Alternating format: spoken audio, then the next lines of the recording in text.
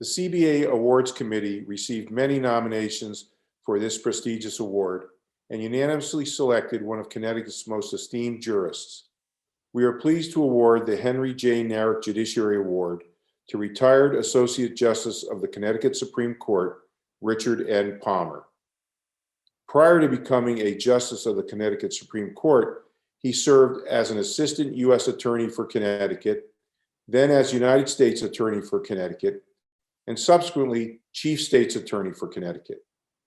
While his public service has been more than impressive, his greatest contributions to the citizens of Connecticut has been his service on the Connecticut Supreme Court.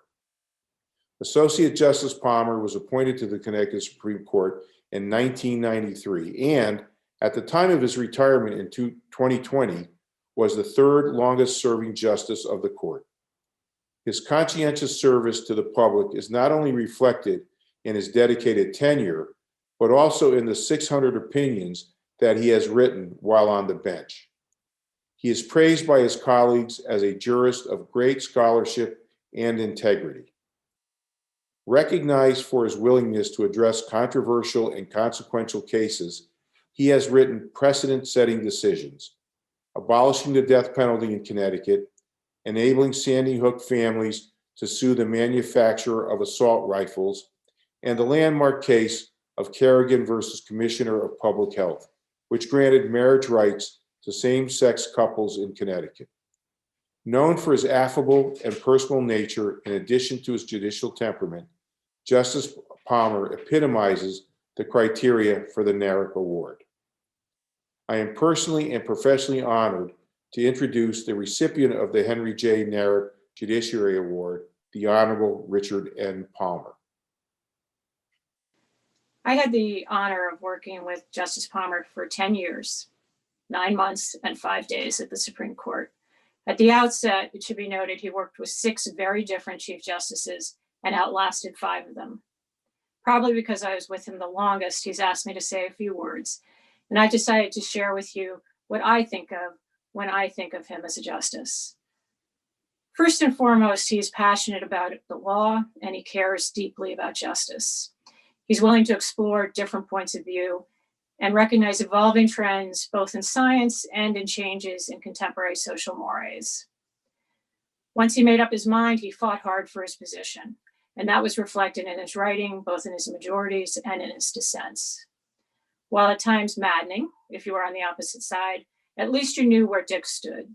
He was not a moving target once he had made up his mind. His writing as a jurist is a classic example on how to explain things clearly and keep the reader interested. He tells a story, and it's easy to read right along with him.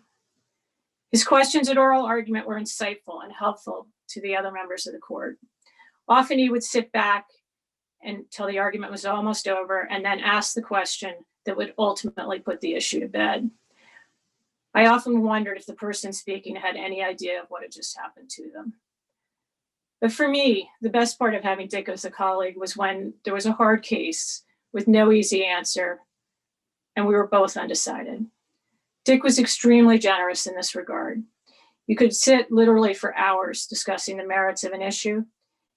Simply put, he liked sorting out the law. This willingness to analyze the law and think deeply about its past and future ramifications were ultimately what made Justice Palmer so special as a jurist and such an integral part of the Connecticut Supreme Court and its work for the last 27 years.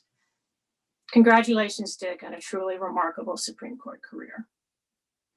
Throughout his service on the court, on the Criminal Justice Commission, and in his other earlier career, Justice Palmer was conscientious, hardworking, respected very much his colleagues, the people he worked with, the people who appeared before him, the people who he prosecuted when he acted as a prosecutor and who he represented. He was dedicated to the law. He was dedicated to justice. And in many of the cases, and as anybody with long-term service on the court has had, he wrestled greatly and intensely with issues that wrenched at not only his own heart and his own conscience, but the conscience of the public in general. I'm proud to be a friend and a colleague, and very proud to give this talk for him because I think it's a terrific thing for the Bar Association tonight to present this award to Richard Palmer. Thank you very much.